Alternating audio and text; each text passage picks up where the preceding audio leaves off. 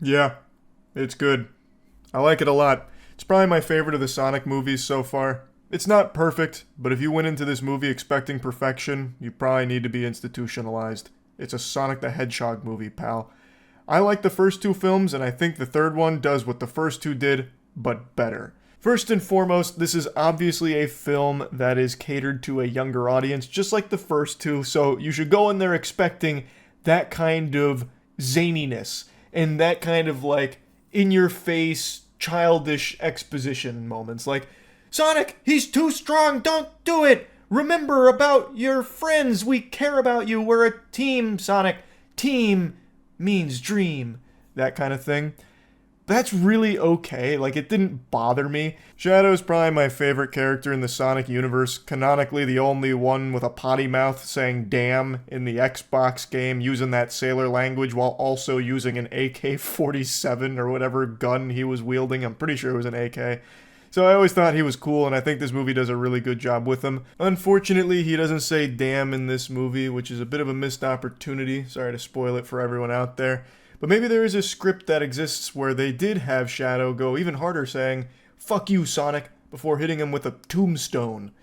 But unfortunately, that's not the draft we got. Also, speaking of, after watching this movie, it really just makes me salivate at the idea of what this might have looked like if the original Sonic design went through. You know, like the horrifying, like $5 cosplay Sonic they had from the first trailer, those like all those years ago, before the internet bullied them into fixing it. I really want to see what Shadow the Hedgehog would have looked like in this movie with that being the design. Somewhere in the multiverse, that movie shipped, was still successful, and we got 3 films all in that atrocious, terrifying style of Sonic where it looked like a Lovecraftian fucking BDSM outfit that someone put on. So, I was just thinking about that when watching the film. I would have loved to see what that draft looked like. But yeah, point is, Shadow was great in this film. Keanu Reeves did a good job with the character. I have a huge appreciation for Keanu Reeves' work. I love that man. If I ever met him in real life, I imagine it'd be a lot like how the scene in this film plays out when Sonic and Shadow meet each other for the first time and they keep asking, why do you look like me? That's probably how our interaction would go. But actually, the breakout superstar of Sonic 3 isn't Shadow. It's Dr. Robotnik. You get the double whammy here with normal Robotnik and Gerald Robotnik, both played by Jim Carrey, who really seems to be enjoying this role. This is some of Jim Carrey's finest work in a long time, and I mean that unironically. He fucking crushes it here.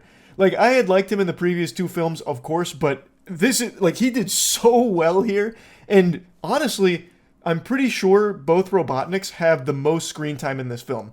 Like, every other character put together, all of Team Sonic, I imagine don't even have half of the screen time that Gerald and Robotnik have here. So you get a lot of Jim Carrey, and he is great in the role. I actually laughed out loud at one of the scenes, which I hadn't done really in the other 2 Sonic films. Like, there were scenes I obviously appreciated, but the comedy from Jim Carrey in this one, I thought was just so spectacular. And there was a scene in particular that really hit close to home for me, which is usually a type of scene I fucking hate. It's a dancing number. They had like a really silly dance scene going through some lasers at like a spy mission that was going on. And the dance they did is literally almost beat for beat the way I dance when I go to a club. They actually, both Robotniks, Jim Carrey, were hitting the fucking shuffling back and forth, hitting them with some of these.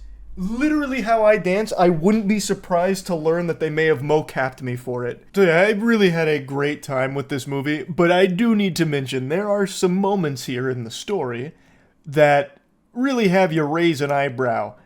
And you can overlook a lot of things because, you know, it is a movie that caters towards a young audience, but there are some things where I was like, come on, really?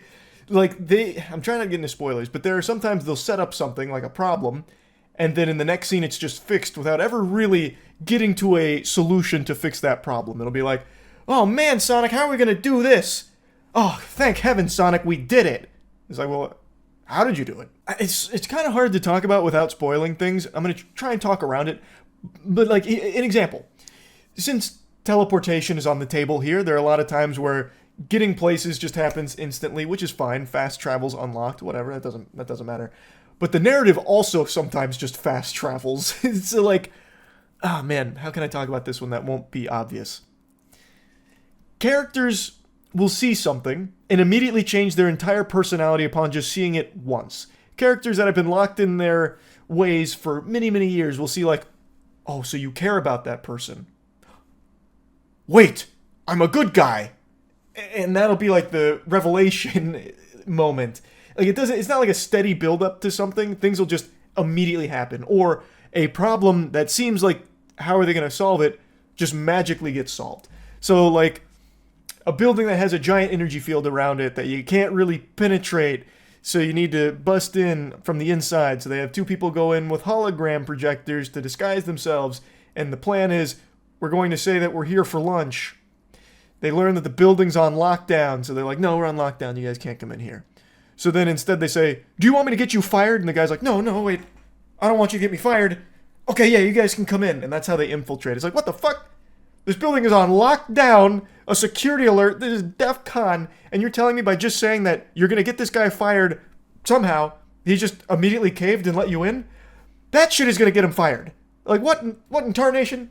There's a lot of times that a problem gets solved like that, you know what I mean? I don't think that was a big spoiler or anything. Also, there is some times where, like, Dr. Robotnik's got a crab, and this crab, it can be underwater. In fact, we see it rise from the water early on. Well, towards the end of the movie, that crab gets destroyed because a tunnel that it's in gets flooded. The crab that is fine underwater gets destroyed by being in a flooded tunnel underwater. How the fuck does that... You established this crab is an amphibious machine. Why would water be the thing that destroys it, you know? Like, ew. Not the biggest deal in the world, but I just had to mention that. Maybe I missed something with the crab scene in particular. But yeah, again, it is a movie that's clearly aimed at a younger audience, but can be enjoyed by anyone of all ages, and I think it does a really good job. As I said, it's my favorite in the franchise so far. So yeah, I liked Sonic 3. I think it's a good film. I think the action is also really good. There's a lot of it too.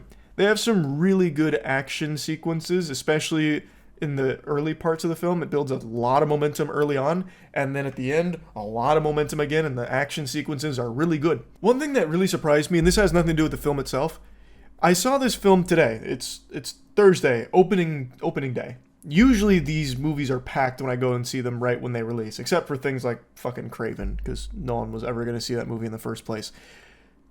This time around, though, only one other person in the theater. I'm not exaggerating. There was only one other person in the theater with me. We even talked a little bit. That was it. On the premiere night.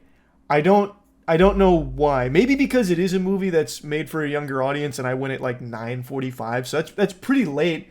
But even still, in the past, there's never really been an instant where there's only one other person in the theater with me. Like even the biggest fucking flopperooskies like Megaflopolis and Madam Web had more than a couple of people in there with me. Like there was a few more souls.